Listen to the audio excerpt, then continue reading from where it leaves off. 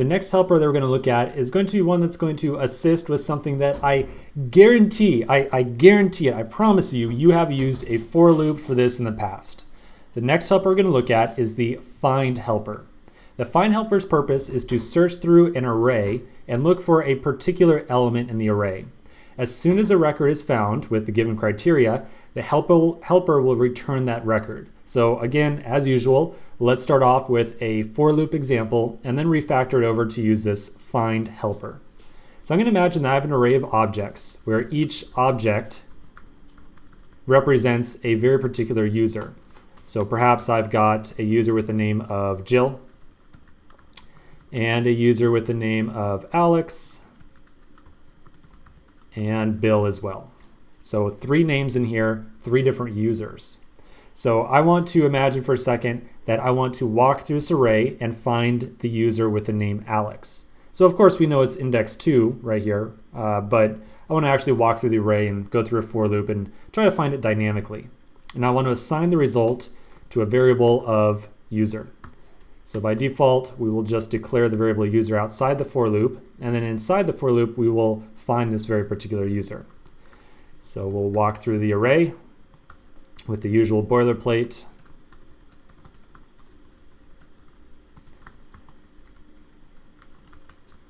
And then once we're inside the array, if users at I.name is equal to Alex, then user at users I gets assigned like so, and then we can just say, show me the user, and sure enough, it's Alex.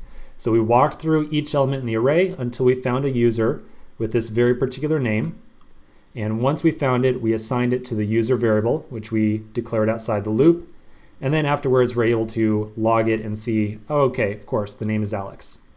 One thing I want to point out here is that with this current implementation of the loop, even though Alex is the second record on here, so the second element, we're still walking through the entire length of the loop, or excuse me, the array. So we are not breaking out of the loop early when we find the user that we're looking for. To fix that, I might put in a break statement in here. And so a break statement would say, okay, once we find this particular user, we don't need to keep walking through the loop. Just stop right here. It would be a waste of time to continue looking through the rest of the array. So again, obviously I can make the case that using the find helper is going to be a better approach than using the for loop here. So let's take a look at a diagram that's going to help us figure out exactly how the find helper is working. So here is a diagram that's illustrating how we're going to use the find helper. And the diagram itself probably looks a lot like the filter helper that we used just previously. So with the find helper, we walk through every element in the array, so Jill, Bill, and Alex.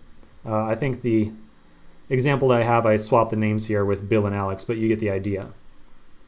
For each element in the array, we pass it into an iterator function, and that iterator function must return a truthy or a falsy value.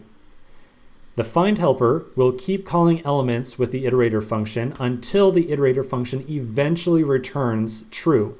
Once it returns true, the find helper immediately exits its iteration, returning the record that it found. So in this case, Alex, if we were looking for Alex.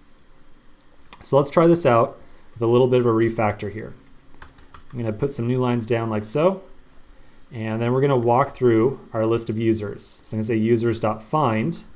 I'm going to pass in our iterator function. The iterator function will be called with an individual user, and I want to find a user with a name equal to Alex, like so. And so we basically, we got this one right here. I'm going to delete the for loop implementation for right now, just because it's kind of giving us a little bit too many logs there. So now a little bit more clear.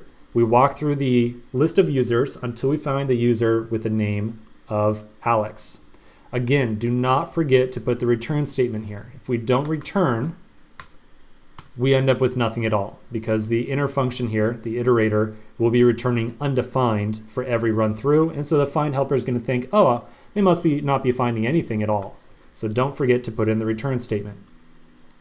Just like with the filter function as well, this is another instance where you do not need to do something like username, like so, and then return true. So this would be a kind of a overzealous approach right here is what I might say. You don't need to put in an if statement just so you can return true. The Boolean comparator right here, this triple equals, will return a Boolean of true or false, and so you can just return that comparison by itself. Cool.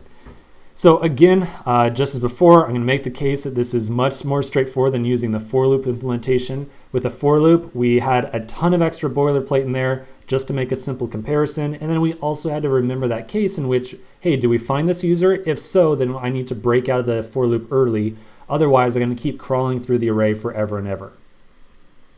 Now, there is one small drawback to this approach right here using find. Or I shouldn't say approach, but I more want to say that this is something I want to point out in particular. The find helper will iterate through the array until it finds the first element that returns true from the iterator function. And the result of that is that if I have two elements in the array that return true, only the first one is going to be returned by the find helper. And so let's say if I added on an ID of like 4, you can see that this ID 4, clearly this record right here, even though this record would also satisfy the logic that we put in here. And so if I put in a name like Alexi, all of a sudden, okay, yeah, now it's going down to the second one because the second record no longer actually matches up with the filter criteria right here, or the find criteria, excuse me. All right, now that we've looked at or gotten a little introduction on the find helper, let's continue in the next section and look at a little bit more complex example. I'll see you there.